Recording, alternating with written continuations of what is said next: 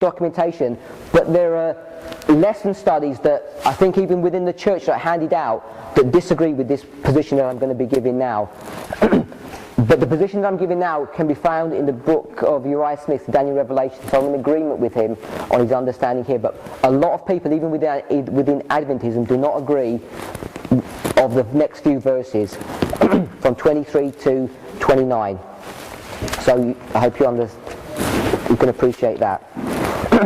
So it says here, verse 23 says, and with arms of a flood, verse 23, and after the league made with him, he shall work deceitfully, for he shall come up and shall become strong with a small people.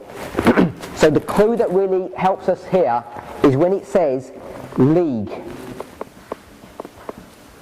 So there's a league made with him, the king of the north.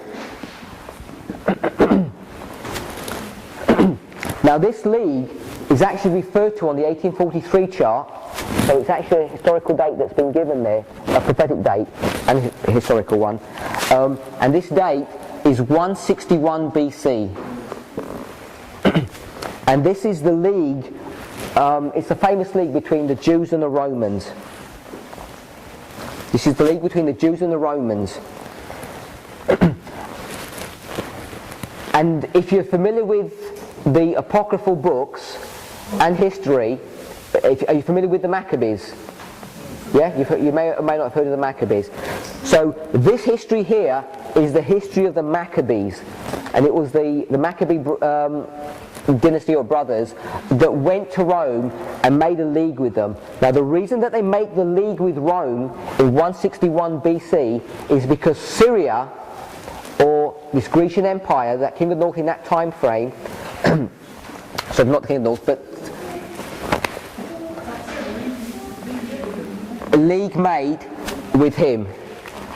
And in 161 BC, Syria are coming to attack Israel, and they go and ask for Rome to help and defend them. So that's the background of that. It's the Maccabean time period.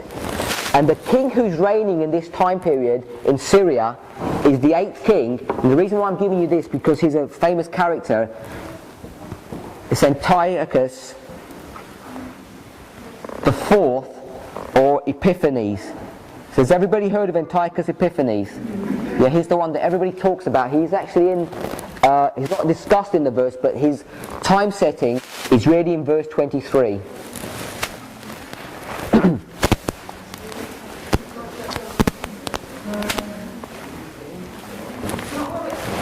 Okay, sorry.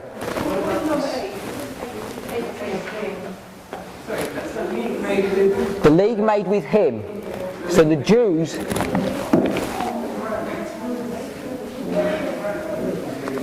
make a league with him. At the Jewish instigation, this league is made. Yes. Verse 24. We're in verse 24. And he shall enter peaceably even upon the fattest parts of the province, and he shall do that which his fathers have not done, nor his fathers' fathers. He shall scatter among them the prey, and spoil the riches. Yea, he shall forecast his devices against the strongholds, even for a time. The reason why this verse is important, this verse and the next verse, verse 25, is because it gives you a time prophecy. So in the last part of the verse, it's talking about the king of the north. This whole verse is talking about the king of the north. It says, yea, he, the king of the north, shall forecast his devices against the strongholds, even for a time. So the first thing I want to deal with is the issue of the time. Okay, we know that a time is a year, and a year is 360 days, or years, a day for a year. So this time is 360 years.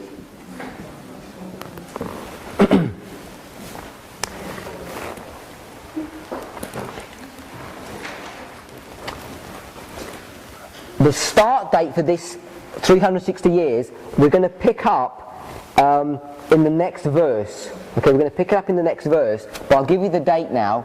It's 31 BC, And 31 BC, with 360 added onto it, takes you to 330 AD. Okay, we have 330 AD and 31 BC. So the information before that, it says, yea, he shall forecast his devices against the stronghold. Now this word against, and the Hebrew word for that is H5921. Now if you go back and look at what that word actually means, the idea of it being against is a valid translation, but when you actually look at what the meaning of that word means, the meaning actually means to be on top of or over. And you can see that, if I can give this kind of idea, if you can think that you're in a fight with somebody, so you're fighting with them and so you're fighting against them, and if you knock them to the ground, you would be over the top of them, wouldn't you? You'd be on top of them because you've overpowered them. So that's why this concept of being on top of or over something, you can have this idea of being against. Sorry? The Hebrew, the Strong's number for that. H5921. You can, if you've got a computer, you can easily find that. Or if you've got the book, then you can even with the book obviously, because you know the word is against. So you just go to against, so you'd find it in the reading of it. It's H5921. So more correctly, this concept of being on top of or over gives this idea that Rome is going to forecast his devices while he's standing on top of his empire. And his empire is centered in the city of Rome. So Rome's seat or center is the city of Rome.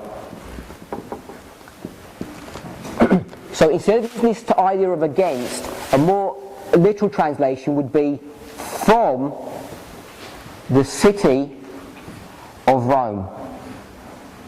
From the city of Rome, he forecasts his devices, or he wars from the city of Rome. And he does that from 31 BC to 330 AD.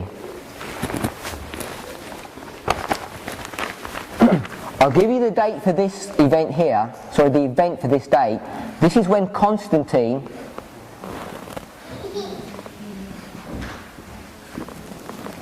leaves the city of Rome and heads eastward and sets up a new kingdom in Constantinople. And that's an important date, okay? And we'll pick up that point in a moment.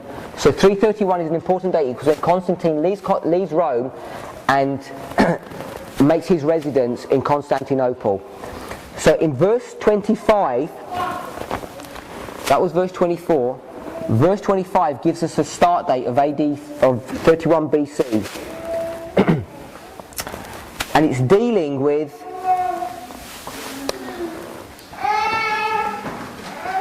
the Battle of Actium, which occurred in 31 BC. We're in verse 25. The Battle of Actium, A-C-T-I-U-M. It says, and he shall stir up all his power and his courage against the king of the south with a great army. And the king of the south shall be stirred up to battle with a very great and mighty army. They shall not stand, for they shall forecast devices against him.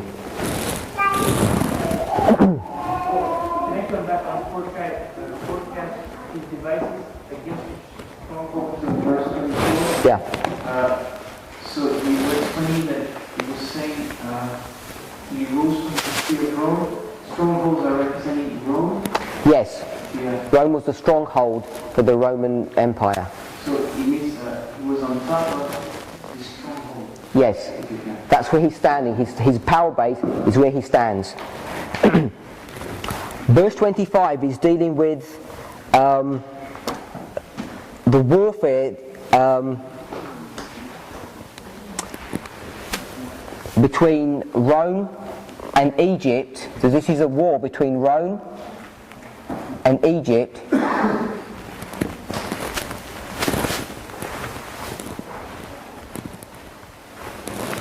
And this occurs in 31 BC. So after the Battle of Actium, we know that Egypt is become subject to the Roman Empire. So let's just draw this story again. We had Greece here, went to the king of the south, the king of the north, and we had 168 BC, 64 BC, and now the last date that we've got is 31 BC. So Egypt, Syria and Greece are all taken down. And I'm going to put in dotted here, we have another date, 63 BC. Remember 63 BC, where Rome enters into the glorious land. So the three dates that we are interested in are this date, and this date. And I'll explain why we're interested in those dates. So I'm going to erase all of this. Okay. So this is the king of the north. 168 BC becomes king of the north. 64 BC he takes Syria. 63 BC he takes the glorious land. 31 BC he takes Egypt.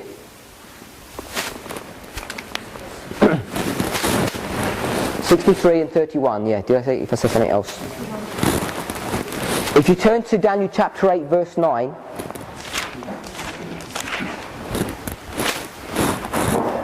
Daniel chapter 8 verse 9, which is a little horn, which is pagan Rome in this verse, it says, out of one of them came forth a little horn which waxed exceeding great, toward the south, toward the east, and toward the pleasant land. That history that's given in verse 9 is the history that we've just dealt with in this little picture here. Between verse 8 and verse 9 of Daniel chapter 8, pagan Rome is already king of the north. So this date of 168 BC, when you get to Daniel 8:9 and you had Daniel 8:8, just tucked into here between the verses is this date here, where Rome is the king of the north. He's already the king of the north before verse 9 of Daniel chapter 8. And those three entities that are spoken about in verse 9, it says toward the south, toward the east, and toward the pleasant land, are these three events that are spoken of in this history that we've just covered. So he goes toward the east, the south, and the pleasant land, or the glorious land. The east is Syria, the south is Egypt, and then the pleasant land is the glorious land, or Israel. And so those three dates are going to match up with that history that's given in Daniel chapter 8 verse 9.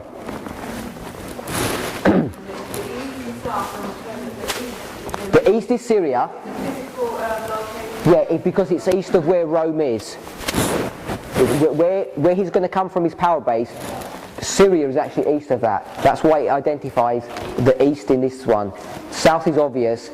The pleasant land, it doesn't give a geographical location, a compass direction. It just says the glorious land. So from the 168, where you've got the arrow coming down. The 168, What's that part there? the king of the north. He's the king of the north, and he's the king of the north before verse 9. Before verse 9, he's king of the north. Because he took the title for Greece in 168. He took the title when he took the empire. I'm going to erase this. Is everybody okay?